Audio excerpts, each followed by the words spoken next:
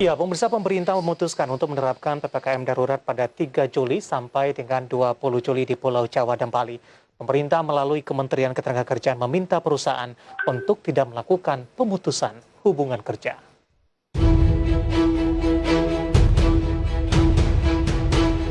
Untuk menekan angka penularan COVID-19, pemerintah memutuskan untuk menerapkan PPKM darurat pada tanggal 3 Juli sampai dengan 20 Juli di Pulau Jawa dan Bali. Sekretaris Jenderal Kementerian Ketenagakerjaan Anwar Sanusi meminta perusahaan untuk tidak melakukan pemutusan hubungan kerja di tengah pandemi COVID-19, terlebih saat pelaksanaan PPKM darurat. Ia mendorong perusahaan dan pekerja untuk tetap menciptakan kondisi ketenagakerjaan yang kondusif. Kemenaker akan terus melakukan pemantauan kondisi ketenagakerjaan saat penerapan PPKM darurat, termasuk kemungkinan adanya dampak penerapan PPKM darurat terhadap kondisi ketenagakerjaan. Kementerian Ketenagakerjaan juga tengah mengkaji kemungkinan pemberian sanksi atau diinsentif bagi perusahaan yang sengaja melakukan PHK dengan alasan adanya PPKM darurat, padahal perusahaan masih dalam kondisi yang cukup baik. Sebelumnya, Presiden Jokowi mengatakan PPKM darurat akan dilakukan mulai tanggal 3 Juli hingga 20 Juli 2021. Pemerintah berharap PPKM darurat mampu menekan laju penyebaran COVID-19.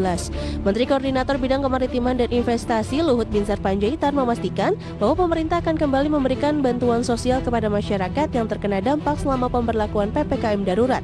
Berbagai sumber, IDEX Channel.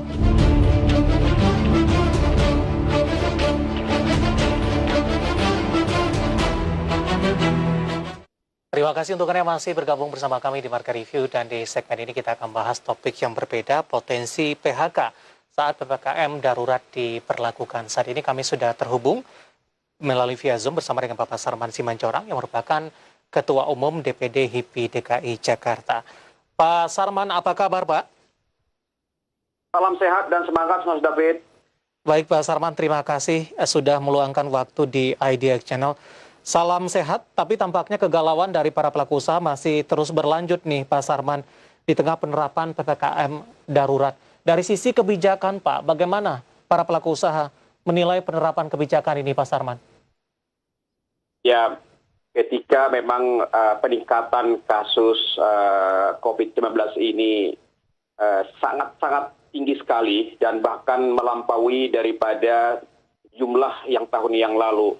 Ya, tentu bagi kami pengusaha, psikologi kami pasti akan sangat terganggu karena kami pasti akan meramalkan bahwa pemerintah akan melakukan kebijakan-kebijakan yang lebih mempersempit ruang gerak masyarakat dan juga dunia usaha.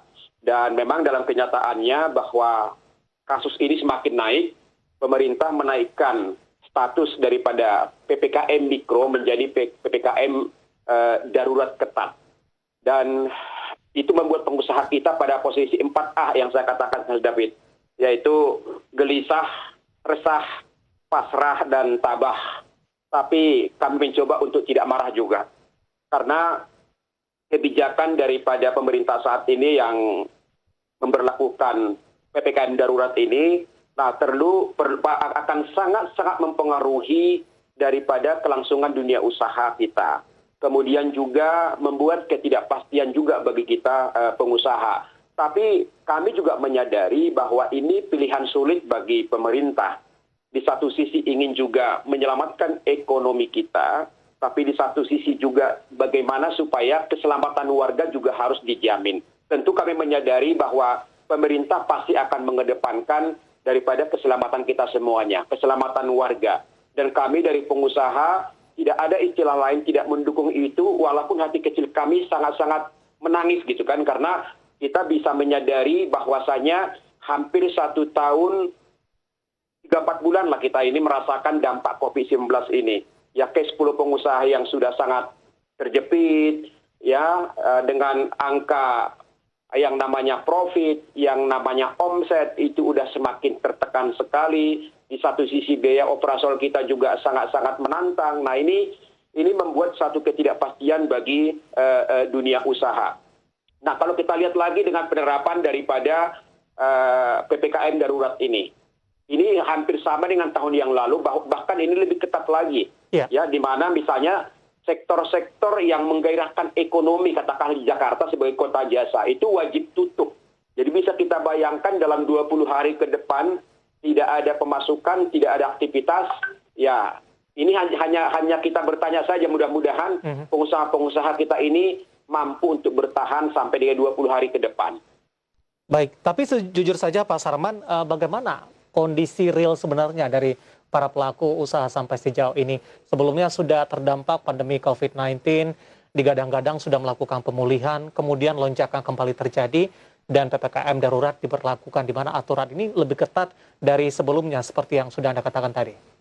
Ya, sebenarnya kalau kita melihat ya, pada saat kita memasuki bulan Ramadan, ya kan, ekonomi kita sudah mulai pelan-pelan bangkit, ya, di mana pemerintah sudah mulai membuka ruang gerak yang lebih luasa, sekalipun harus tetap melaksanakan prokes dengan jumlah pengunjung juga yang memang sangat dibatasi. Ya, tapi memang dalam kenyataannya, dalam perjalanannya kita lihat bahwa pasca Lebaran, kita lihat ternyata kasus COVID ini melonjak cukup tajam. Jadi sebenarnya tadinya memang dari pelaku usaha ada satu rasa optimisme ya, ketika kemarin bahwa kita sudah mampu mengendalikan daripada penyebaran COVID ini, rasa optimisme kita itu sudah tinggi bahwa kita pelan-pelan sudah akan melakukan recovery ekonomi, apalagi pemerintah juga sudah membuat suatu target pertumbuhan ekonomi kita di kuartal kedua itu sekitar 7%. Jadi artinya memang bahwa ada keyakinan pasar, ada keyakinan kita pengusaha bahwa kita pelan-pelan kita akan bangkit gitu. Tapi ternyata memang kasus COVID ini yang sangat-sangat di luar dugaan kita dengan yang cukup tinggi ini membuat pemerintah harus melakukan suatu kebijakan yang super ketat dan itu sangat berdampak kepada dunia usaha. Baik. Pak Sarman, menarik, kita akan jeda terlebih dahulu. Di segmen selanjutnya nanti kita akan coba bahas di tengah kesulitan yang dihadapi oleh para pelaku usaha, bagaimana dengan potensi PHK yang terjadi, Pak. Nanti kita akan lanjutkan dan pemirsa tetap bersama kami.